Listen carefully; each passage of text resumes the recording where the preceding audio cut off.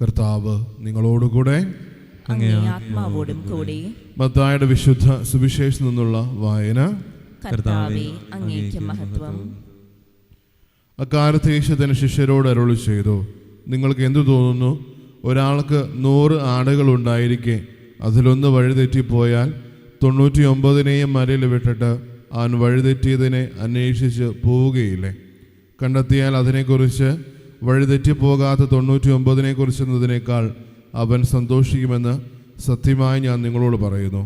ഇതുപോലെ ഈ ചെറിയവിൽ ഒരുവൻ പോലും നശിച്ചു പോകുവാൻ എൻ്റെ സ്വർഗസ്ഥനായ പിതാവ് ഇഷ്ടപ്പെടുന്നില്ല.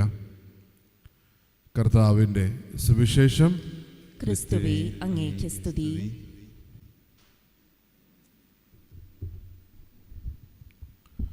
ഈശ്വരത്തിന് സ്നേഹം നിറഞ്ഞ മാതാപിതാക്കളെ, സഹോദരി സഹോദരങ്ങളെ, ഒരു ആഗമന കാലത്തിൽ ഏറ്റവും കൂടുതൽ തിരിച്ചറിയേണ്ട കാര്യം, നമുക്ക് ഓരോരുത്തർക്കും വേണ്ടി ദൈവം നമ്മുടെ ജീവിതത്തെയും നമ്മുടെ സർവ്വത്തെയും ആഗ്രഹിക്കുന്നു എന്നുള്ള കാര്യമാണ്.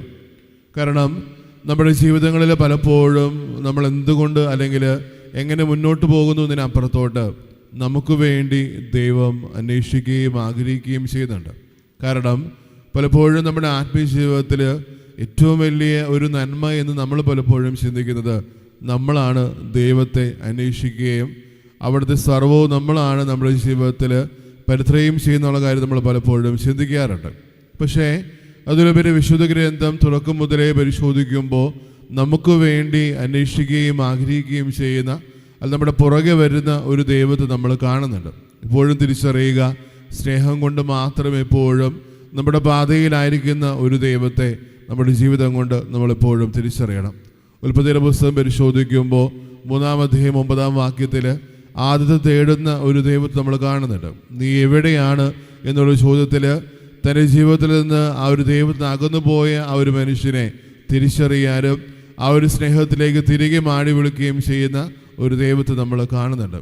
എസേക്കിയേൽ പ്രവാചകന്റെ പുസ്തകം 34-ാം അധ്യായത്തിൽ ഒരു നല്ല ഇടയനെ നമ്മൾ കാണുന്നുണ്ട്. അവിടെയും ഈ പറയുന്നത് പോലെ ദൈവം മനുഷ്യന് വേണ്ടി ആഗ്രഹിക്കും, അല്ലെങ്കിൽ ആ ഒരു ആഗ്രഹത്തോടു കൂടി ഓരോ മനുഷ്യരെയും ചേർത്ത് പിടിക്കാൻ വേണ്ടി ആഗ്രഹിക്കുകയും ചെയ്യുന്നുണ്ട്. യഥാർത്ഥത്തിൽ ഈ ഒരു ആഗമന കാലത്തിലേക്ക് നമ്മളായിരിക്കുമ്പോഴും ഏറ്റവും കൂടുതൽ തിരിച്ചറിയേണ്ടതും അത് തന്നെയാണ്. ദൈവത്തെ എപ്പോഴും നമ്മൾ ആഗ്രഹിക്കുകയും പ്രാർത്ഥിക്കുകയും ചെയ്യുമ്പോൾ അതിലുപരി നമ്മളെ ആഗ്രഹിക്കുകയും സ്നേഹിക്കുകയും അന്വേഷിക്കുകയും ചെയ്യുന്ന ഒരു ദൈവത്തെ നമ്മൾ കാണുന്നുണ്ട്. സ്നേഹമുള്ളവരെ, ഈ ഒരു ഭാഗം പരിശോധിക്കുമ്പോൾ വളരെ ലാഘവത്തോടു കൂടി ഒരു പക്ഷേ ഈ ഒരു ഭാഗം നമ്മൾ വായിച്ചു പോയേക്കാം. 99 ആ ഒരു മലയിൽ വിട്ടിട്ട് ഒരാളെ തേടി പോകുന്നു എന്ന് പറയുമ്പോൾ പലപ്പോഴും മാനുഷികമായുള്ള കണക്കുകളിൽ എന്തുകൊണ്ട് എന്നുള്ള ചോദ്യം കടന്നു വന്നേക്കാം. കാരണം ആ ഒരു 99 അതിനേക്കാൾ വിലയില്ലേ എന്ന് നമ്മൾ ചോദിക്കുമ്പോഴും ആ ഒരു ഒന്നിനെ തേടി പോകുമ്പോൾ ആ ഒരു 99 കിട്ടാതെ പോകുകയില്ലേ എന്നുള്ളൊരു മാനുഷികമായ ചോദ്യങ്ങൾ പലപ്പോഴും നമ്മുടെ ജീവിതത്തിലേക്ക് കടന്നു വരും എന്നുള്ള കാര്യം നമുക്കറിയാം. പക്ഷേ അതിലുപരി ഓർക്കേണ്ട ഒരു കാര്യം, സുവിശേഷകൻ നമ്മുടെ മുമ്പിലേക്ക് ഈ ഒരു ഭാഗം പരിചയപ്പെടുത്തുമ്പോൾ അത്രത്തോളം ഓരോ വ്യക്തികൾക്കും വേണ്ടി ദൈവം തൻ്റെ ജീവിതത്തിൽ വില കൽപ്പിക്കുന്നുള്ള കാര്യം നമ്മൾ തിരിച്ചറിയണം. പഴയ കാലഘട്ടങ്ങളൊക്കെ പരിശോധിക്കുമ്പോൾ നമ്മുടെ കുടുംബങ്ങളിൽ ഓരോ പക്ഷിമൃഗാദികളെ വളർത്തുമ്പോൾ അതുകൊണ്ട് ജീവിതം മുന്നോട്ട് കൊണ്ടുപോകുന്ന ഓരോ നിമിഷവും നമുക്കറിയാം. ഒരു കോഴിയാണെങ്കിൽ പോലും, ഒരു ചെറിയ ആടാണെങ്കിൽ പോലും എത്രത്തോളം നമ്മൾ അതിനോരോന്നിനും വില കൽപ്പിക്കുന്നുള്ള കാര്യം നമ്മുടെ ജീവിതത്തിൽ തിരിച്ചറിയാം. കാരണം പലപ്പോഴും അന്നത്തിന് വേണ്ടി ഓരോ നിമിഷവും അതിനെ പോറ്റുമ്പോഴും അതിനെ മുന്നോട്ട് കൊണ്ടുപോകുമ്പോഴും എത്രത്തോളം വില അപ്പനും അമ്മയും അതിനെ കൽപ്പിക്കുന്നുള്ള കാര്യം നമുക്ക് തിരിച്ചറിയാം. അത്രയും അതുപോലെ തന്നെ ഒരു പഴയ കാലഘട്ടത്തിലേക്ക് പോകുമ്പോൾ അവരുടെ ജീവിതത്തിൻ്റെ ഭാഗമായിരുന്ന ആട്, അതിനും എത്രത്തോളം അവരും വില കൽപ്പിച്ചു എന്നുള്ള കാര്യം മനസ്സിലാക്കാനാണ് ഈ ഒരു ഭാഗത്തിൽ ഈ ഒരു ആടിനെ നമ്മുടെ മുമ്പിലേക്ക് പരിചയപ്പെടുന്നത്. സ്നേഹമുള്ളവരെ, ഈ ഒരു കണക്ക് പലപ്പോഴും മാനുഷികമായിട്ട് പരിശോധിക്കുമ്പോൾ തെറ്റിപ്പോയെന്ന് വരാം. പക്ഷെ അതിലുപരി നമ്മൾ തിരിച്ചറിയേണ്ടത് തമ്പുരാൻ എത്രത്തോളം നമ്മൾ ഓരോരുത്തരെയും വില കൽപ്പിക്കുന്നുള്ള കാര്യം എപ്പോഴും തിരിച്ചറിയുക. ദൂരത്തുതരണം പരിശോധിക്കുമ്പോഴാണെങ്കിൽ പോലും ആ ഒരു ജീവിതത്തിൽ ഒരിക്കൽ പോലും ആ ഒരു മനുഷ്യൻ്റെ തിരിച്ചുവരവിനപ്പുറത്തോട്ട് ആ ഒരു അപ്പൻ ആ ഒരു മനുഷ്യനെ എത്രത്തോളം സ്നേഹിക്കുന്നു എന്നുള്ള കാര്യമാണ് നമ്മൾ മനസ്സിലാക്കുന്നത്. ലൂക്കായുടെ സുവിശേഷം 15-ാം അധ്യായത്തിൽ നഷ്ടപ്പെട്ടു പോയ 3 പറ്റിയും പറയുമ്പോഴും ധൂർത്തപുത്രൻ്റെ ഉപമയിൽ ആ ഒരു ശീർഷത്തോടു കൂടി ആ ഒരു അപ്പൻ്റെ സ്നേഹം പറയുമ്പോൾ അവരെ തിരുത്ത് എഴുതി ചേർക്കുമ്പോൾ ഏറ്റവും കൂടുതൽ തിരിച്ചറിയേണ്ടത് ആ ഒരു അപ്പൻ്റെ സ്നേഹത്തെ പറ്റിയിട്ടാണ്. കാരണം വിദൂരത്തിൽ നിന്ന് കാണുമ്പോൾ തന്നെ ആ ഒരു അപ്പൻ മകന് വേണ്ടിയിട്ട് ഓടിച്ചെന്ന് അകലുന്നുണ്ട്.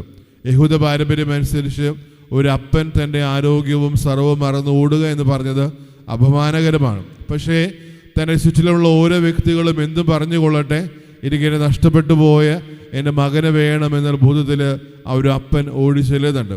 സ്നേഹമുള്ളവരെ, സുവിശേഷം ഒന്നടങ്കം പരിശോധിക്കുമ്പോഴും ഓരോ വ്യക്തി ജീവിതത്തിൽ തമ്പുരാൻ എത്രത്തോളം വില കൊടുക്കുന്നു എന്നുള്ളൊരു കാര്യം നമുക്ക് ഓരോരുത്തർക്കും മനസ്സിലാക്കാം. കാരണം ആ ഒരു ഒന്നിനെക്കുറിച്ച് തമ്പുരാൻ അത്രത്തോളം സന്തോഷിക്കുന്നുണ്ടെങ്കിൽ നമ്മളും തിരിച്ചറിയേണ്ടത് എൻ്റെ ജീവിതത്തിൽ ഞാൻ എത്രത്തോളം പുറകോട്ട് പോയാലും, എത്രത്തോളം പാപാവസ്ഥയിലായിരുന്നാലും, എത്രത്തോളം എൻ്റെ ജീവിതത്തിൽ ഞാൻ അധപതിച്ചാലും ഒരു തിരിച്ചറിവോടുകൂടി, ഒരു തിരുത്തലോടുകൂടി ദൈവത്തിങ്കിലേക്ക് തിരിയാൻ ആഗ്രഹിക്കുന്ന ഓരോ നിമിഷവും അതായിരിക്കും സ്വർഗം ഏറ്റവും കൂടുതൽ സന്തോഷിക്കുന്നുള്ള കാര്യം തിരിച്ചറിയുക. കാരണം പലപ്പോഴും പാപത്തെ വിചിന്തനം ചെയ്യുമ്പോൾ എപ്പോഴും തിരിച്ചറിയേണ്ടത് ദൈവസ്നേഹത്തിൽ നിന്ന് നമ്മൾ ഓരോരുത്തരും അകന്നു പോകുന്ന നിമിഷങ്ങളാണ്. കാരണം ഞാൻ നിന്നെ സ്നേഹിക്കുന്നെന്ന് പറഞ്ഞ് വിശുദ്ധ കുർബാനയിൽ ഓരോ പ്രാവശ്യം നമ്മുടെ ഹൃദയങ്ങളിലേക്ക് എഴുന്നള്ളി വരികയും ഓരോ പീഡകളിലും സഹനങ്ങളിലും ഞാൻ എത്രത്തോളം നിന്നെ സ്നേഹിച്ചു എന്നുള്ള ബോധ്യം തമ്പുരാൻ നമുക്ക് ഓരോരുത്തർക്കും തരുമ്പോഴും ആ സ്നേഹം എനിക്ക് വേണ്ട എന്ന് വെച്ച് നമ്മൾ പലപ്പോഴും മാറിപ്പോകുന്നതാണ് നമ്മുടെ ജീവിതത്തിലെ പാപാവസ്ഥകൾ. സ്നേഹമുള്ളവരെ, തിരിച്ചറിയുക, ഞാൻ എത്രത്തോളം പാപത്തിലായിരുന്നാലും, എത്രത്തോളം ഞാൻ എൻ്റെ ജീവിതത്തിൽ അധപതിച്ചാലും, ആ ഒരു സ്നേഹത്തിൽ നിന്ന് എത്രത്തോളം അകന്നു പോയാലും എന്നെ തേടി വരുന്ന ഒരു സ്നേഹമുണ്ട്, അത് ദൈവം തന്നെയാണ്. സ്നേഹമുള്ളവരെ, ഇരുവാഗമന കാലത്ത് നമ്മളായിരിക്കുമ്പോഴും തിരുപ്പിറവിക്ക് വേണ്ടി നമ്മുടെ ഹൃദയങ്ങളും മനസ്സുകളും ജീവിതങ്ങളും ഒരുക്കുമ്പോഴും ഏറ്റവും കൂടുതൽ തിരിച്ചറിയേണ്ടതും അതാണ്. എനിക്ക് വേണ്ടി കാത്തിരിക്കുന്ന ഒരു ദൈവമുണ്ട്. എൻ്റെ ജീവിതത്തിൽ ഞാൻ എത്രത്തോളം താഴോട്ട് പോയാലും, എത്രത്തോളം എൻ്റെ ജീവിതത്തിൻ്റെ യാമങ്ങളിൽ തോറ്റുപോയാലും എപ്പോഴും എനിക്ക് വേണ്ടി കാത്തിരിക്കുന്ന ഒരു ദൈവമുണ്ട് എന്നുള്ള കാര്യം എപ്പോഴും തിരിച്ചറിയുക.